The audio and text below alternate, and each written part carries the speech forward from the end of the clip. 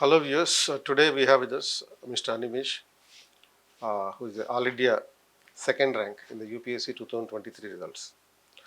So let us discuss with him about the preparation saga that he has went through. So Ali Animesh, how are you? Thank you so much, sir. I'm extremely fine, sir. How about you, sir? Yeah. So first of all, congratulations for having got the second rank in the country. Thank you so much, sir. So this is not a simple journey that you have went through. So how many attempts you have taken to reach this level? And this was my first attempt. First attempt. That's a great news that you made it in the first attempt. And by the way, if you don't mind, what is your age? I'm 24. 24. So cracking civil service in the first attempt is a very big dream for many people in this country. And you have made it. And what was the experience of your parents after getting the results?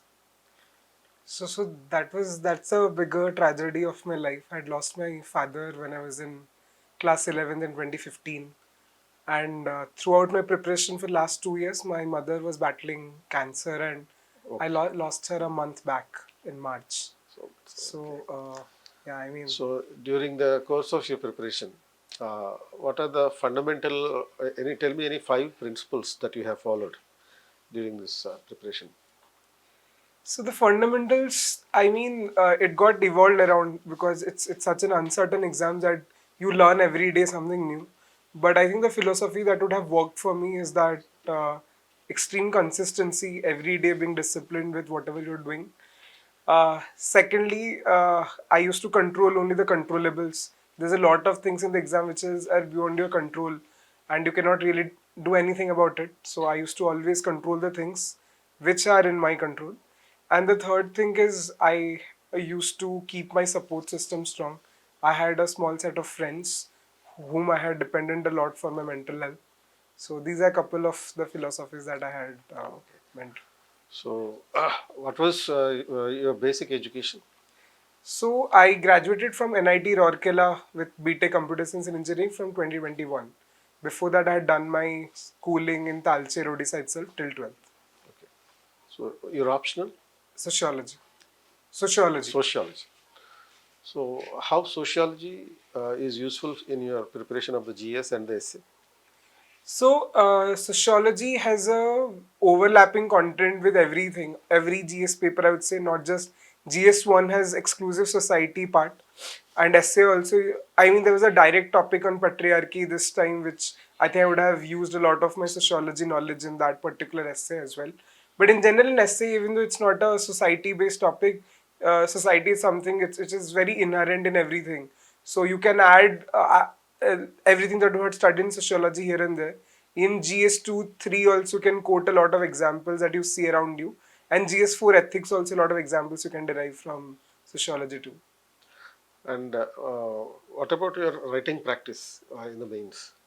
So I had started my full-fledged preparation in February 2022, Okay. and from February 2022 to December 2022, I had written half-length tests every Sunday. So I'd have given around 48, 50 tests every Sunday. So throughout my preparation from day one, I had started writing answers, and I Hmm. think that would have helped me. And so, since you are talking about the writing practice, uh, who suggested you to go with the sociology optional? Because your educational background is computer science.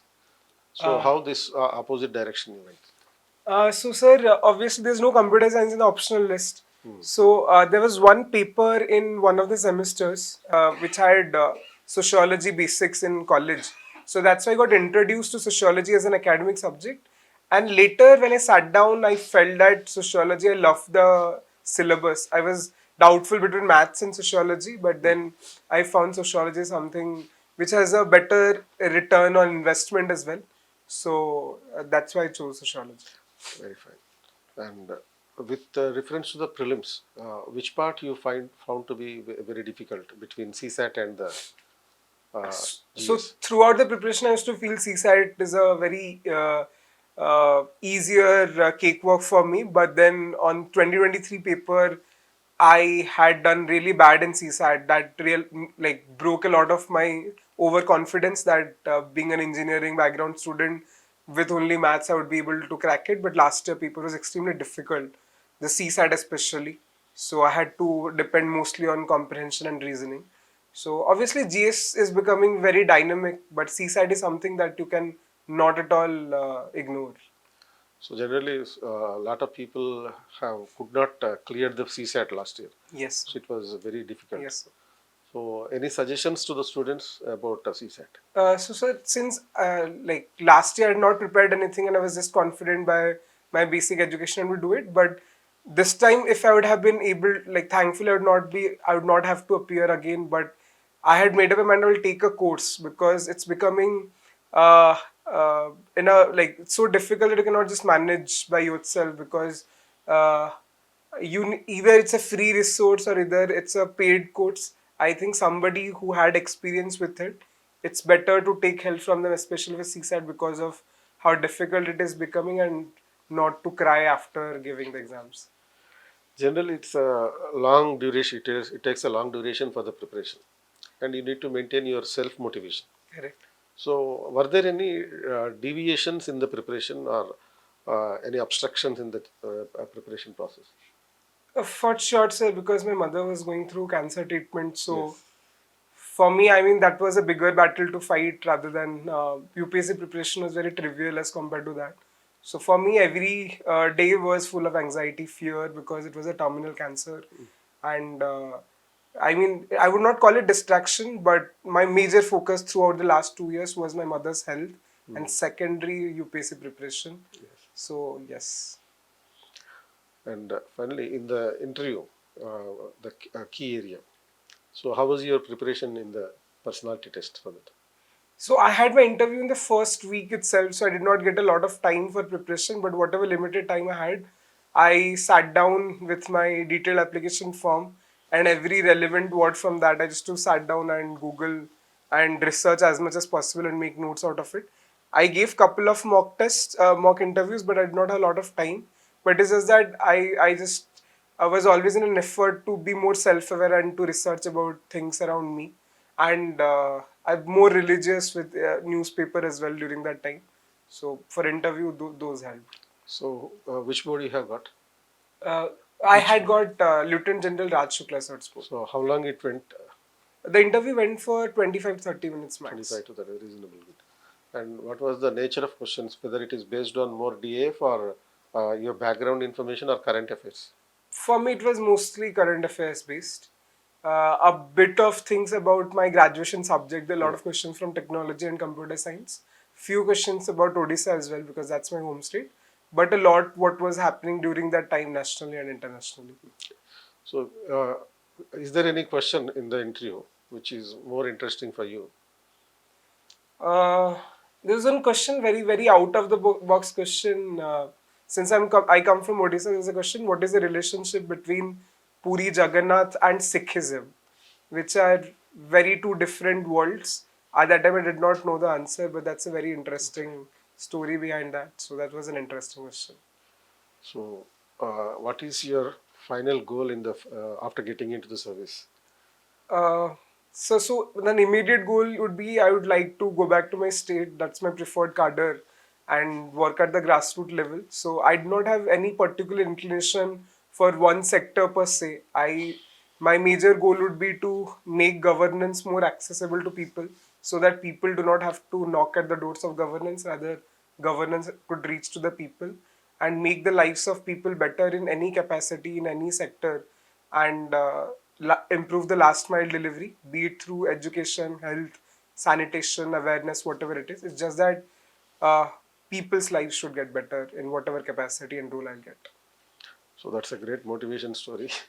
And he's the real hero in the civil service exam and overcoming all the difficulties both personally and in the official situation.